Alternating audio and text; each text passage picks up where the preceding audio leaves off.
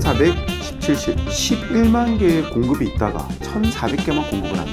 어떻게 될까요, 여러분들? 안녕하세요, 쪽장입니다. 제가 오늘은 2025년도 오피스텔 시장에 대해서 여러분들에게 이야기 드리려고 합니다. 먼저 이야기 드릴 것은 1417실. 혹시 이게 뭔지 아시나요? 입주물량인데요. 저조차도 이 데이터를 찾으면서 굉장히 충격이었는데요. 아파트뿐만 아니고 오피스텔도 지금 급격하게 공급 절벽이라고 저는 생각되거든요. 2019년도에 11만 호실을 찍은 다음에 어떻게 됐느냐? 1년 연 기준으로 17,000개 정도의 오피스텔이 공급됐습니다. 그런데 2025년도에 어떻게 됐느냐? 라고 하면은 4,400개 정도밖에 안 나왔어요. 근데 이뿐만 아니에요. 2026년도에는 1,417개 밖에 없다라는 게 더 충격입니다. 매년 17,000개를 공급을 하다가 1,400개밖에 안 되는 거예요. 이해 가세요? 그래서 2020년도에는 91%가 감소를 합니다. 이게 그럼 왜 그렇게 됐을까요? 이유에 대해서 세 가지를 알아보는데요. 첫 번째로 얘기될 것은 공급 물량이 없다는 것입니다. 두 번째로는 공사비가 굉장히 많이 올랐습니다. 세 번째는 사업성이 안 좋아졌다는 거죠. 그런데 더 심각한 거는 오피스텔 하나 짓기 위해서는 대략적으로 2년에서 3년가량 걸립니다. 2027년, 2028년도에는 훨씬 더 급격한 공급 절벽이 있을 수 있다는 거예요. 이러한 부분은 정말 큰 문제이기도 합니다. 이번에 10월 15일 날 터진 부동산 대책입니다. LTV를 기존에 70%에서 40%로 확 낮췄죠. 즉 대출이 많이 되지 않는다. 3억 원 기준으로 40%면 1억 2천밖에 안 나와요. 내가 가지고 있을 돈이 1억 8천만 원 있어야지만이 집을 살 수 있습니다. 그런데 오피스 같은 경우에는 지금 현재 LTV가 70% 그대로예요. 그렇기 때문에 3억짜리 집을 산다라고 하면은 2억 1천만 원의 대출이 나옵니다. 즉 내 돈은 9천만 원만 있으면 된다라는 거예요. 거의 2배 가까이 차이 나는 금액이잖아요. 그렇기 때문에 나는 도저히 아파트를 들어갈 수가 없어. 내 생애 아파트가 끝이야 라고 생각하는 1인 가구나 신혼부부들이 분명히 있을 거예요. 그거의 대체제는 오피스텔이 될 수도 있다라는 생각이 들기 때문입니다. 실제로 10월 15일 대책 이후로는 오피스텔의 거래 문의가 굉장히 많아졌다는 얘기가 많이 있어요. 특히나 광화문이라든지 직장인이 많은 곳 같은 경우에는 지금 오피스텔에 대한 문의가 굉장히 많이 있다고 얘기합니다. 지금 이 그래프를 보시면 아시겠지만 서울에 있는 월세는 지속적으로 상승을 하고 있어요. 2025년 2분기 서울 평균 월세는 91만 원 가량 된다고 합니다. 부동산원의 공식 자료인데요. 지속적으로 월세 오르고 있다라는 거예요. 여기서 포인트가 뭐냐라고 하면요. 여러분들 월세 내려간다는 소리 들어보셨어요? 월세는 한 번 올라가기 힘들지 한 번 올라가면 내려오지 않습니다. 자, 첫 번째로 공급 없어. 두 번째로 1인 가구 늘어나. 세 번째로 신혼부부도 늘어났어. 근데 이 사람들이 갈 데가 없습니다. 그렇다면 당연히 서민들은 월세를 찾을 수밖에 없는 것이고, 그래서 하방을 강력하게 받치고 있다라고 생각을 해서 월세가 내려가지 않는다라고 생각하는 것이고요. 더군다나 또 다른 이유도 있긴 합니다. 왜냐하면 전세 사기라든지 이런 여러 가지 부분 때문에 월세화가 계속되고 있기도 하고요. 2023년도 하반기부터는 사람들이 전세는 싫어, 월세를 들어갈 거야 라고 해서 가고 있거든요. 그러다 보니까 실제로 2023년도부터는 월세 비중이 61%라고 해요. 그리고 앞서 말씀드렸다시피 공급 자체가 없다라는 게 가장 큰 문제입니다. 내가 예를 들어서 이 집을 들어가기 싫어 라고 하면은 선택할 수 있는 옵션이 많아야 돼요. 왜냐하면 1인 가구들은 계속 늘어나고 있거든요. 그런데 공급이 없어. 1인 가구 늘어나. 아파트 가격 상승해. 전세 들어갈 곳 없어. 그러면 갈 수 있는 곳은 월세밖에 없는데, 그럼 어떻게 할 거예요? 어떻게 이해가시나요? 전 이 크게 세 가지를 가지고 향후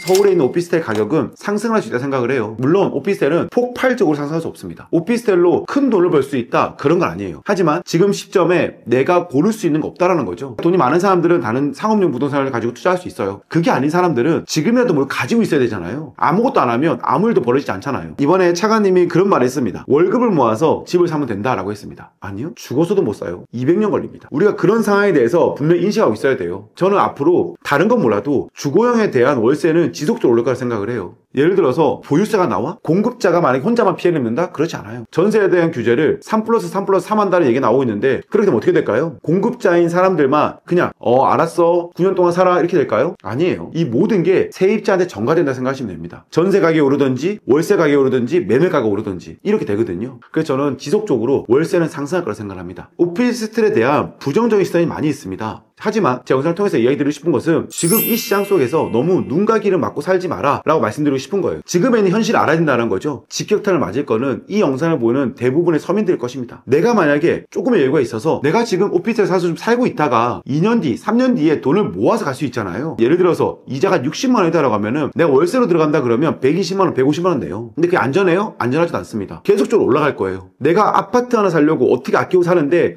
월세를 지출한다? 그건 또 아니라는 거예요. 그렇기 때문에 아파트에 대한 진입장벽이 높다라고 하면은 서울에 있는 초역세권이라든지 아니면 최대한 신축 같은 경우 경우에 1년, 2년 쓰고 매각을 하고 넘어가는 것도 저는 충분히 좋은 일이라고 생각합니다. 투자하시는 분들께서는 여러 가지에 대한 생각을 가지고 접근하는 거를 저는 적극적으로 추천드리고요. 투자든 실거주든 간에 나에게 이득되는 부분이 어떤 부분인가에 대해서 조금 더 고민해 보시고 생각에 대한 전환을 하시면 좋겠습니다. 제가 실전에서 뛰어보니까 정말로 월세가 많이 오르고 있더라고요. 앞으로도 지금 현재 대한민국 시장이 어떻게 변하고 있고 어떻게 흘러가고 있는지에 대해서도 제가 몸소 겪은 것들을 하나하나 알려드리도록 하겠습니다. 오늘 영상이 좋으셨다 하시면 구독과 좋아요, 알림 설정 부탁드립니다. 감사합니다.